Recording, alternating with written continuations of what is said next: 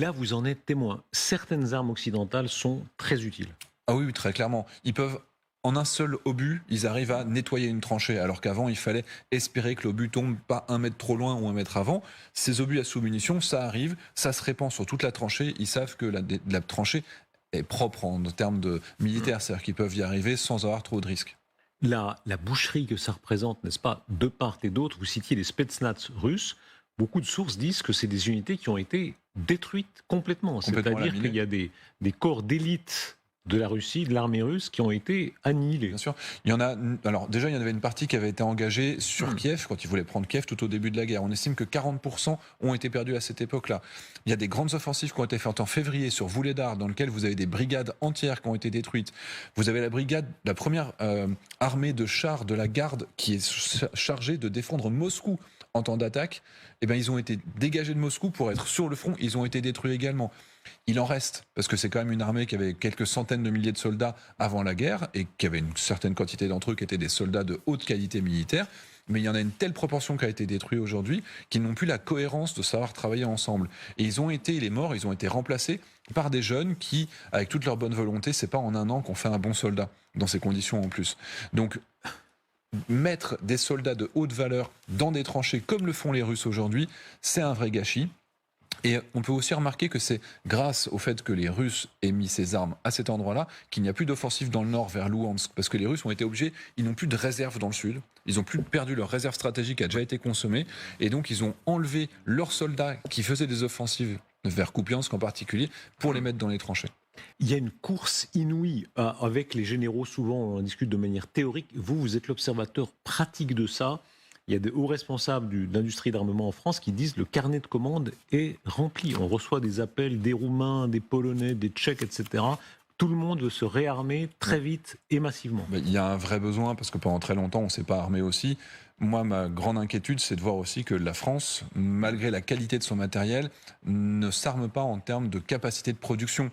On a triplé la capacité de production des canons du César. Mais néanmoins, quand le Danemark a fourni ses Césars à l'Ukraine, ils ont voulu racheter des canons César et le délai d'attente était tellement long qu'ils se sont tournés vers un autre pays. Ils ont acheté des canons israéliens, alors qu'ils voulaient acheter des canons français. Donc il y a aussi maintenant une volonté de pouvoir produire plus. On prend l'exemple du Rafale. Par exemple, la Colombie voulait acheter des Rafales, sauf que les délais de livraison, c'était 2027 pour les premiers. Et donc, ils ont remis en cause cette volonté d'achat. Donc moi, c'est une capacité de produire. On a les meilleurs matériels du monde, avec un coût opérationnel qui est tout à fait acceptable. C'est pas les coûts ukrainiens, mais c'est beaucoup mieux que les Américains dans beaucoup de cas.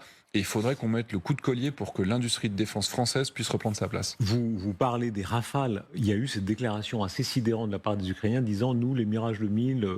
Et c'est très intéressant parce que c'est typiquement ukrainien. Malvenu, ça. Eux, voilà.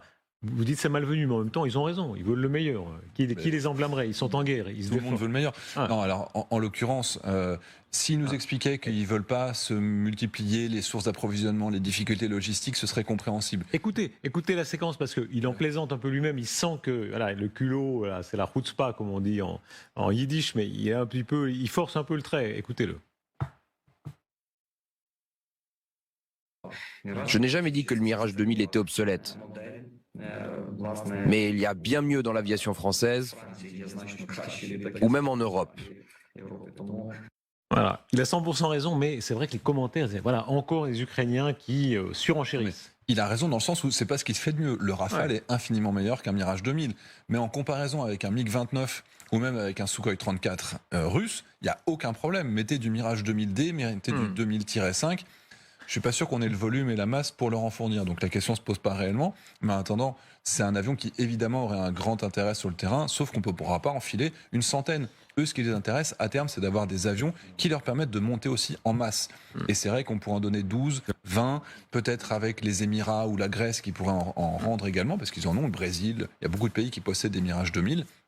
Mais c'est vrai qu'on ne pourrait pas atteindre une masse critique comme on peut l'espérer avec les F-16. Comment comprendre ce paradoxe? Parce que tout ce que vous dites sur la supériorité du matériel occidental, on la voit. Les Ukrainiens en ont toujours plus. Or, la partie russe ne s'est pas effondrée, contrairement à ce que certains conjecturaient pendant des mois. On disait il y a trop d'alcooliques chez eux, la hiérarchie ne fonctionne pas, etc. Tous ces problèmes existent, mais cette armée russe, pour l'instant, réussit à tenir le choc. Ils ont la masse. C'est-à-dire aujourd'hui, les Russes sont capables de supporter 200 000 pertes et de continuer à fournir des hommes derrière. Donc ça, c'est vraiment un vrai problème. Sur le terrain, la qualité opérationnelle de l'armée se réduit parce que leurs chars sont de plus en plus vieux. Aujourd'hui, on a presque 70% des chars engagés qui ne sont plus russes, mais qui sont soviétiques. Et donc, ils essayent de sortir un maximum de stock, mais tout ça, ça a une fin. Et comme je le disais tout à l'heure, a priori, cette fin, elle va arriver dans 18 mois. L'armée ukrainienne, elle est inférieure en nombre d'équipements aujourd'hui. Elle est supérieure en nombre d'hommes, mais elle est inférieure en nombre d'équipements.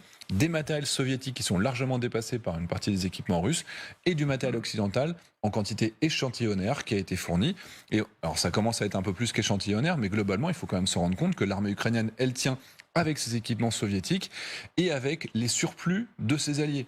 Avec quelques matériels comme par exemple le César, etc., qui sont quand même démontrés comme étant les meilleurs de ce qu'on peut y avoir. Les Russes se plaignent qu'ils n'ont pas la possibilité de faire de la contre-batterie sur les matériels comme le César. Donc il faut le dire, oui, ces équipements font la différence. On sauve tous les jours des Ukrainiens quand on en fournit. On va recevoir dans quelques instants Vincent Hugeux, parce qu'on va parler de l'actualité majeure de la soirée, qui est l'annonce par le président de la République, on l'entendait tout à l'heure l'interview ici même sur LCI, du retrait militaire français et du retrait de l'ambassadeur français qui est ramené, qui est rapatrié. Mais d'abord, comment la France est-elle vue maintenant? Vous parlez sans arrêt à ces combattants ukrainiens. Comment est-ce que ça a évolué? Il y a eu des hauts et des bas. Hein. La France en Ukraine, Ouais. ah ben, ils nous aiment, mais ils nous en demandent plus. Hein. Voilà, ils savent très bien qu'on fournit du matériel qui est de très très haute qualité, mais après, je pense qu'ils diraient la même chose à n'importe quel occidental qui irait sur place. Quand on va dans un resto, quand on va dans une station de service, ils disent: vous êtes de quel pays? Français? Ah, on aime bien votre César, et on va féliciter pour le César. Mais les AMX-10, ils en voudraient plus, ils ont dit du bien du AMX-10 aussi. Tout ce qu'on peut leur fournir, ils l'apprécieront de toute façon. Les Français, en plus, j'ai déjà dit, ils ont une histoire d'amour avec Napoléon qui voulait les libérer comme ils avaient libéré la Pologne à l'époque de la Russie. Donc, ils nous aiment et ils aiment le patch Napoléon. Donc, de toute façon, il y a une histoire d'amour entre la France et l'Ukraine qui préexistait et qui va faire que se renforcer.